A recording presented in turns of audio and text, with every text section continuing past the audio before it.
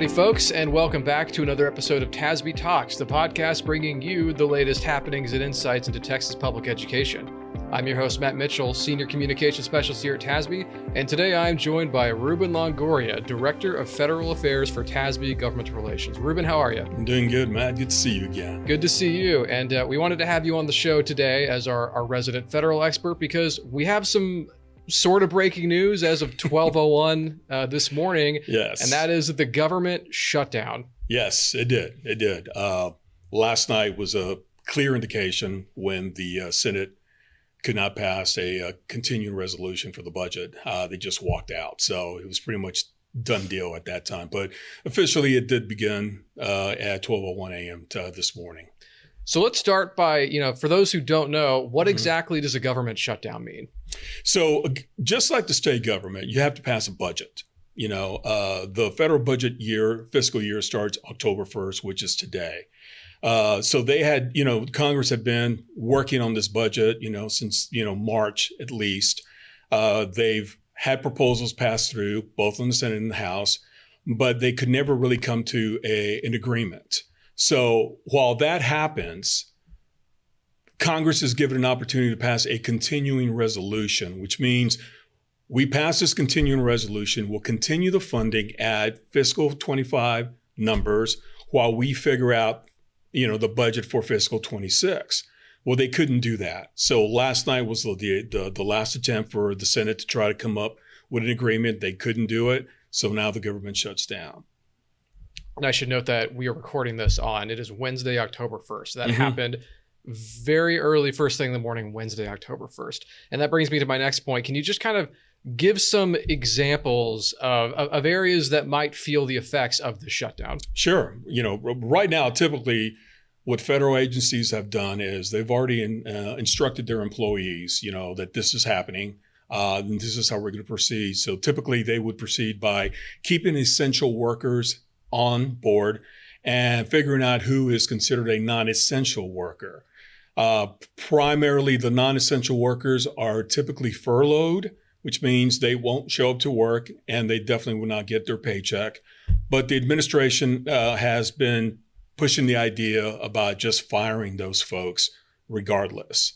So the essential workers are going to be those that are definitely needed to keep that federal agency going.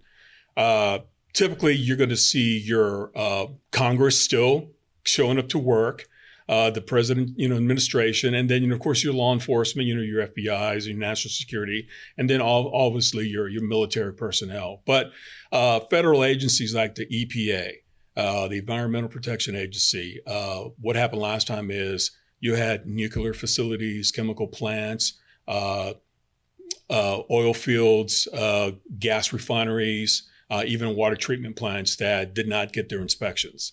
So they were actually working without being federally inspected as required by EPA regulation. The same thing with the Department of Ag. There was a lot of food inspections that just pretty much went undone. So that becomes a nuisance and a public health issue on the public when something like that happens. What you're going to see is definitely essential workers still showing up to work. And a good example would be air traffic controllers and your TSA, agents, checking security at the airports. Those folks will still show up to work, but they're not going to get paid. So within a week or two, it won't really be much of a problem. But like in 2018, when it lasted 35 days, after 2 weeks, it did become a problem.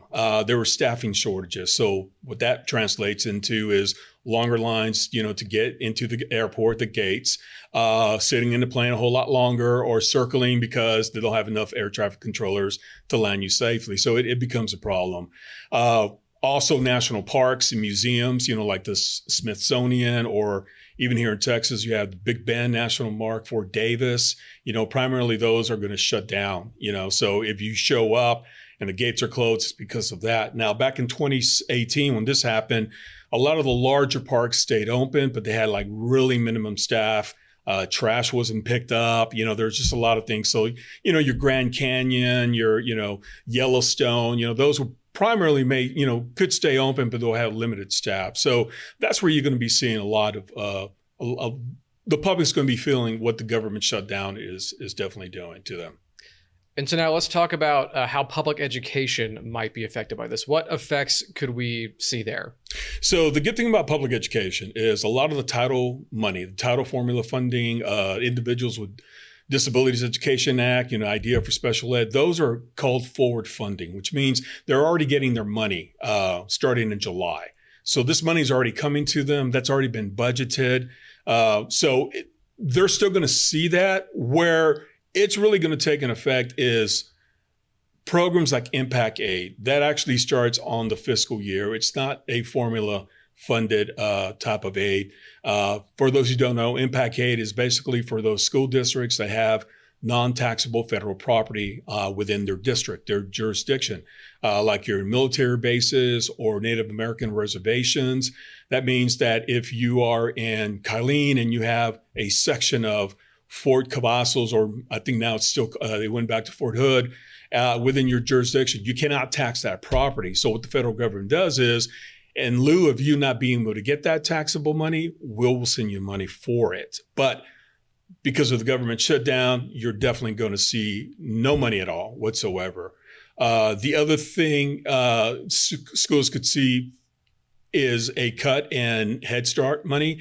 A lot of it is a rolling kind of account. So if the money was already doled out, say before the school semester started, they can still use it.